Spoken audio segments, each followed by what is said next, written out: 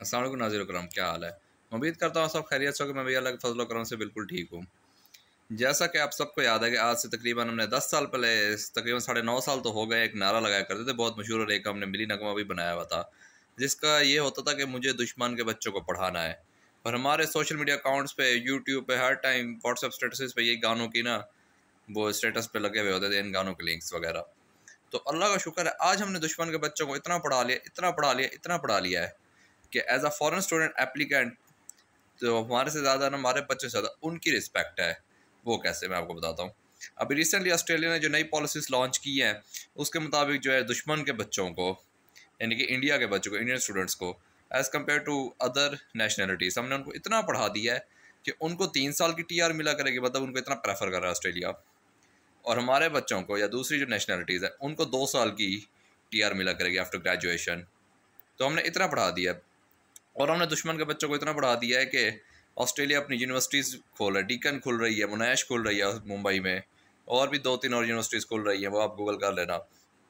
और हमने दुश्मन के बच्चों को इतना बढ़ा दिया कि वहाँ पे अमेज़ॉन, वहाँ पे एप्पल, वहाँ पे मर्सिडीज़, उन दुश्मन के मुल्कों में और भी पता नहीं क्या क्या इंटरनेशनल कंपनीज खुल रही है।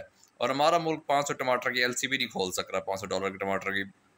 हमने मतलब दुश्मन के बच्चों को इतना बढ़ा दिया।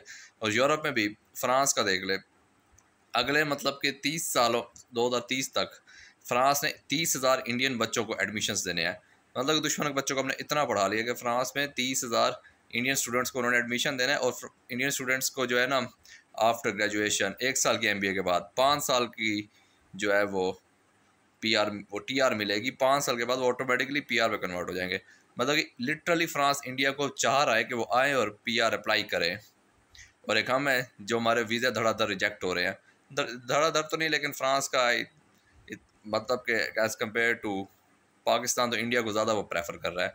और भी काफ़ी मुल्क हैं as compare to Pakistan, Indian को ज़्यादा प्रेफर करते हैं। गल्फ़ में देखो, जितनी भी जॉब्स आती हैं, ज़्यादातर इंडियन को ज़्यादा प्रेफर किया जाता है एज़ कम्पेयर टू, मतलब according to my knowledge 55% Indians है, 45% पाकिस्तानी है गल्फ़ में जितने भी जॉब्स हैं, तो प्रेफरेंस वगैरह में। तो मतलब दुश्मन के बच्चों को हमने इतना पढ़ा लिया कि उन्होंने पढ़ाई, तालीम, साइंस, टेक्नोलॉजी, हर मैदान में हमें हरा दिया है। IIM में एडमिशन लेना जो है ना, हर बंदे का ख्वाब है। बंदा हार्वर्ड में एडमिशन ले सकता है, पेंसिल्वेनिया में वॉर्टन बिजनेस स्कूल में। IIM में एडमिशन इतनी आसानी से नहीं मिलता। इतना हमने दुश्मन के बच्चों को पढ़ा लिया है। और दुश्मन के बच्चों को हमने इस हद तक पढ़ा लिया है कि हर जगह ही अब दुश्मन के बच्चों के ही जो नेशनलिटीज़ हैं, पासपोर्ट होल्डर्स हैं, वो CEO बने हुए, जस्ट लाइक गूगल, अमेज़ॉन या माइक्रोसॉफ्ट। अब आप खुद देख लो, ज़्यादातर कंपनीज के CEOs जो है इंडियन है। सिर्फ एक ही CEO है जो पाकिस्तानी है, आई थिंक KFC का है, नाम नहीं पता, वो भी गालबन गाय भी एक ग्रेजुएट है। लेकिन हमारी अप्रोचेस क्या रही हैं? सिर्फ जंग की बेस पे पैसे कमाना, और जंग से अपनी रेमिटेंसेस और अपना स्टेट को रन करना। इसके अलावा हमारी क्या पॉलिसी रही है? तो हम कैसे तरक्की करेंगे जब हमारी सोच ही जंग वाली हो?